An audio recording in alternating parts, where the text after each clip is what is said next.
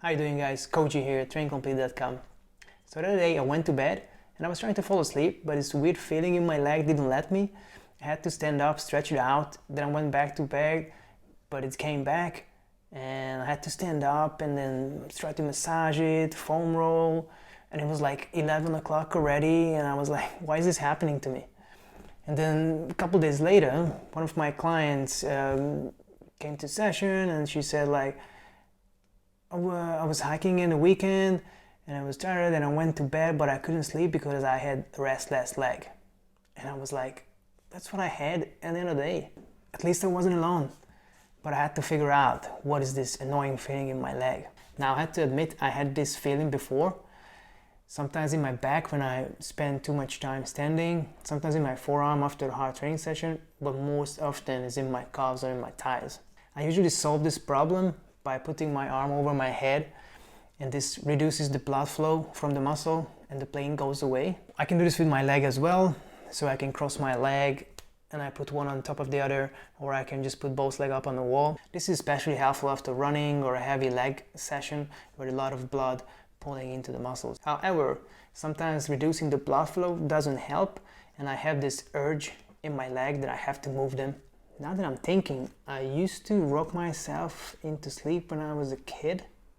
So I looked this up and this website says, if your child is developing well in all other ways, you might decide to put up with the body rocking, head rolling or head banging. This behavior will eventually go away.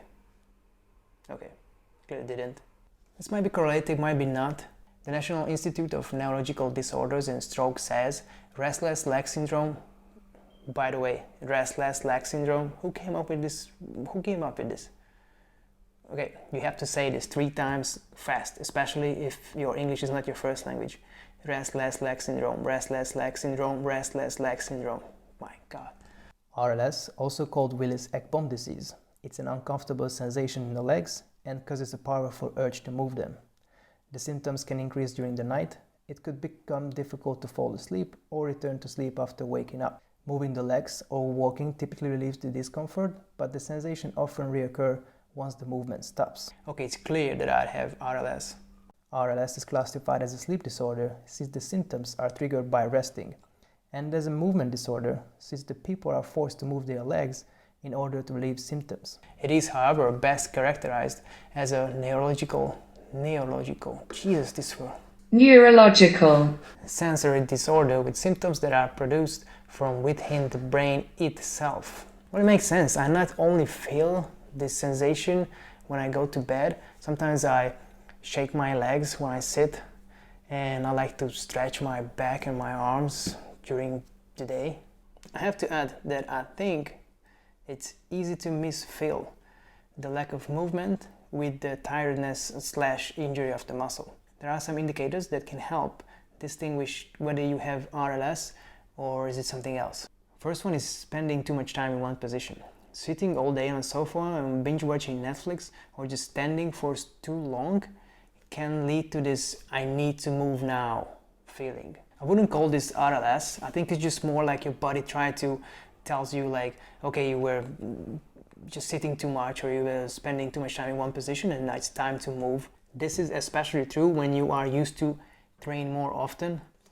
The body has a minimal movement demand, and with daily exercise this just increases.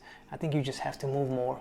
I think RS also can be confused with overtraining or injuries. As I mentioned before, when you train, blood pulls into the muscle.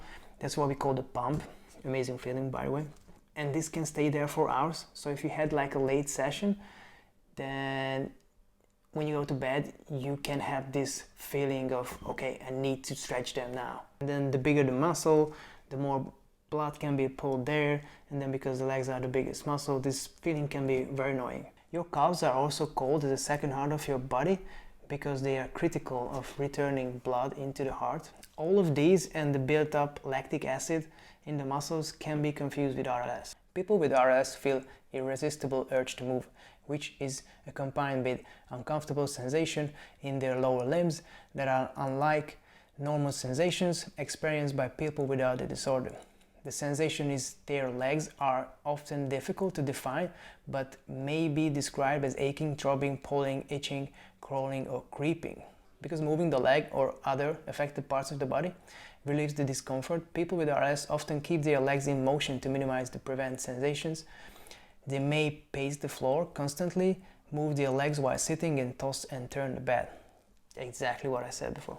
People with RLS can sometimes experience remission, spontaneous improvement over the period of weeks or months before symptoms reappear, usually during the early stages of the disorder. In general, however, symptoms become more severe over time. Well, that doesn't sound promising. However, there are some tricks what you can do. Avoiding or decreasing the use of alcohol and tobacco, changing or maintaining a regular sleep pattern, program a moderate exercise, and massaging the legs, taking a warm bath, or using a heating pad or an ice pack. If you feel RLS after training, try to drink salted water. I know, it's disgusting, but salts regulate muscle contraction, nerve function, and blood volume. It also regulates fluid levels in your body, so it can be that you just low on salt. Also, make sure you eat enough iron. Athletes can be at risk of iron deficiency, especially women. This is because the loss of iron during menstruation. Iron serves as a transport for oxygen molecules in the bloodstream. Without proper oxygenation, the body cannot break down what it needs for fuel. Also, there are some drugs can treat RLS, links in the description. We don't know what causes RLS yet. It can be a dysfunction in one of the sections of the brain that controls movement, called the basal ganglia, that uses the brain chemical dopamine. There is no cure yet, and it's a lifelong condition. However, therapies can control the disorder, minimize symptoms, and increase periods of restful sleep. Follow these steps to avoid restless night. Make sure your diet is on point, stretch or foam roll before sleep, have a hot bath, drink enough water, meditate or belly breathe. I usually have RLS when I miss more than one of these steps. Well, I hope this helps. I know it's not promising, but if you have any tricks for others, please let me know or leave it in the comment section. I'll catch you in the next one. Train complete. Train complete.